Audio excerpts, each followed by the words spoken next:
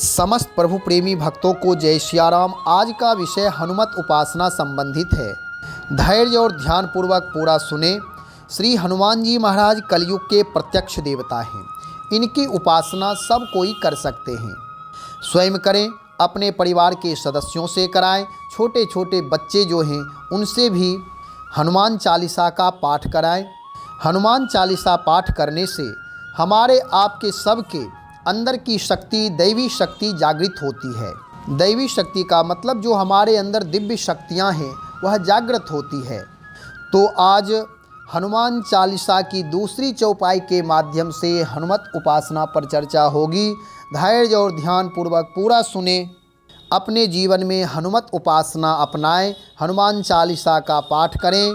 गोस्वामी तुलसीदास जी महाराज हनुमान चालीसा में प्रारंभ करते हैं तो कहते हैं, जय हनुमान ज्ञान गुण सागर, जय कपीस तिहु लोक उजागर। तीनों लोक में आपकी ख्याति है, आपकी प्रसिद्धि है। इस चौपाई की व्याख्या पूर्व में हो चुकी है।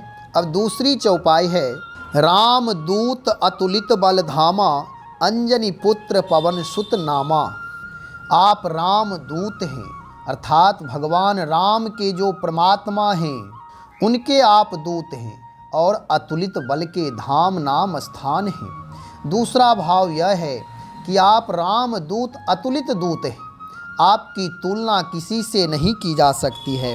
बहुत सारे भगवान के दूत हैं, भक्त हैं, लेकिन आपके समान, आपके सदृश और कोई नहीं है।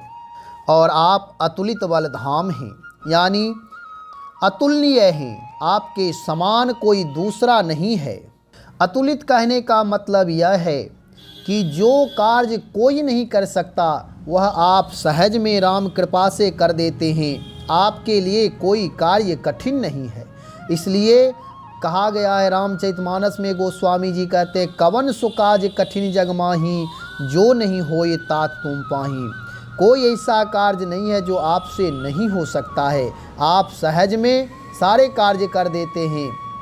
इसलिए आप अतुलित बलधामम हैं।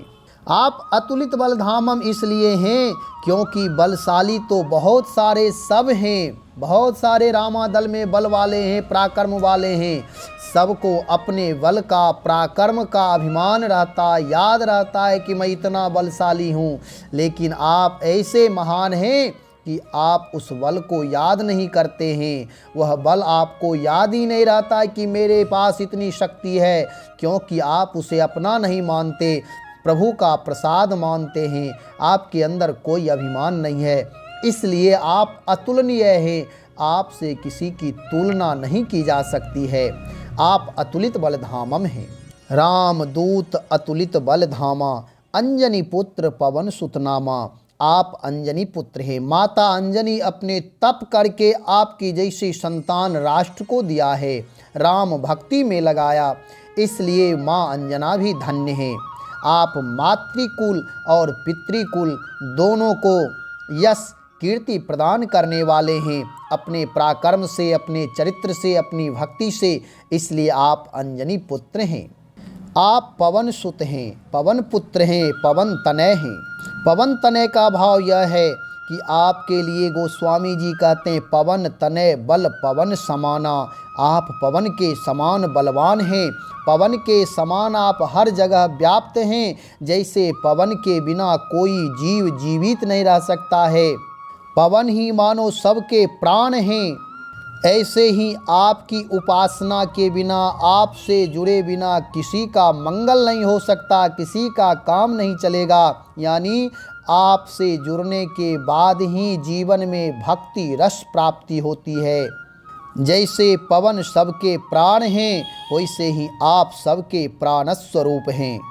आप रामदूत के नाम से, अतुलित बल धामम के नाम से, अंजनी पुत्र के नाम से और पवन पुत्र के नाम से तीनों लोक में आपकी ख्याति है।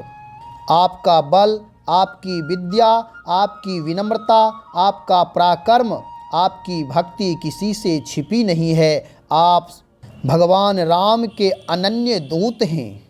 जो कोई व्यक्ति इस चौपाई की भावना करके पाठ करता है, आपको सुनाता है, उसके अंदर भी दिव्य शक्तियाँ जागृत हो जाती है। अपने माता पिता के प्रति सद्भाव पैदा होता है और उसका जीवन भी यश, कीर्ति, समृद्धि, सम्मान, ऐश्वर्य से परिपूर्ण हो जाता है। इसलिए श्री हनुमान चालीसा का पाठ करें, हनुमान जी की भक्ति करें, अनन्य भाव से हनुमान जी को अपनाएं। जैसे पवन के बिना व्यक्ति एक क्षण भी जीवित नहीं रह सकता है, जीव मात्र जीवित नहीं रह सकते, वैसे ही श्री हनुमान जी की भक्ति के बिना जीवन नीरस नीरस रहता है। इसलिए हनुमान जी की भक्ति करके, उपासना करके अपने जीवन को रसस्वरूप बनाएं, प्रेम से परिपूर्ण करें, भगवान की भक्ति करें।